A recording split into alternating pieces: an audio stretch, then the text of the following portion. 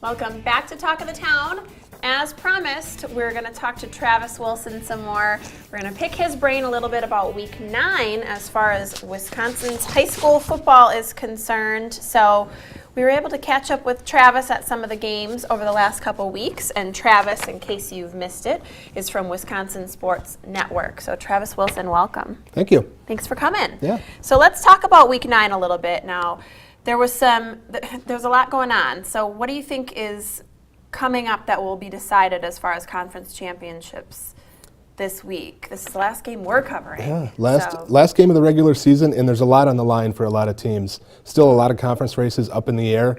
You take a look at the Big 8 conference, league that we've talked about all season, still undecided. Middleton plays Janesville-Craig for the conference championship. Even though Craig lost last week, they can share the league title with a win over Middleton.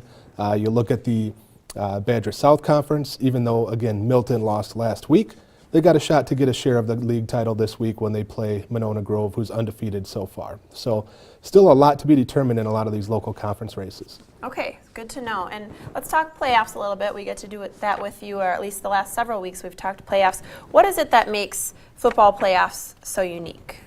Well, it's unique in the respect that football is the only sport where not every team actually gets into the playoffs. You have to earn your way into the playoffs, and you do that based on how you finish in your conference record. And that really magnifies all of those conference games, and it really sets up a situation where it makes it more interesting and entertaining for us to follow as we go down to the regular season. This week is always kind of the pinnacle, the peak of interest in high school football as everybody's trying to figure out who's in, who's out, who they might end up playing, all that good stuff. So that really, again, makes it pretty exciting down the stretch here. Yeah, it's a big week for folks to sort of see what's going to shake out for some of those kind of on the cusp. And what area teams are on the postseason bubble? Well, if we start in the Capital North, Lakeside Lutheran and Columbus both need to win to get in. If they lose, they're out. And they play each other in Week 9. Oh, okay. So that's really a play-in game, almost a de facto playoff game, sure, where the winner gets in and the loser's going to stay home.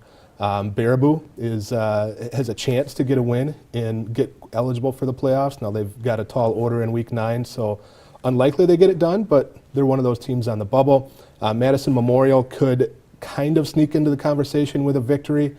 Some other teams, East Troy, Palmyra Eagle, need to win to get qualified. Wisconsin Dells as well, so a lot to be determined still. Okay, I'm excited.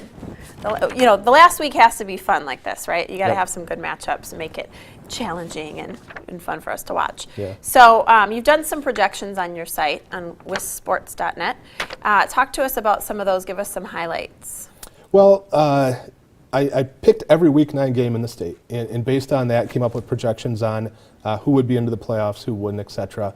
I came up with 223 teams that finished exactly 500 in their conference or better that would be in, and then also an independent team in Washburn who would get in. That means there would be, based on my projections, no teams that finish under 500 in their conference getting into the playoffs, which is different than what we've seen the last couple years. Last year there were 7 sub-500 teams that got in. The year before that there was 4.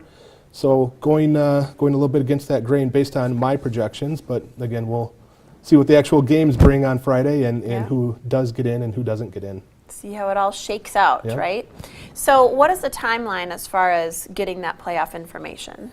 Well, Friday night, all the games will get played, of course, and we'll get final scores posted on wissports.net as soon as we can. And then I'll start basically crunching numbers, figuring out who's in, who's out, put a unofficial playoff field together. Usually sometime between 10:30 and 11 o'clock, I'll have an unofficial playoff field. And then the WIAA will release their official field sometime around midnight, maybe 12:30. So you can check wissports.net, and we'll have the information usually an hour or two before the WIAA does. We've always been right on with our projections. And then after that, about 2 o'clock in the morning, they'll release the regional groupings. Saturday, the seeding meetings will be held, and then the actual games and matchups will be determined. So long story short, follow wissports.net all weekend. We'll have you fully covered on all the playoff information. Love it. And we don't have a lot of time left, but I want to ask you really quick about state champions. Give us a prediction.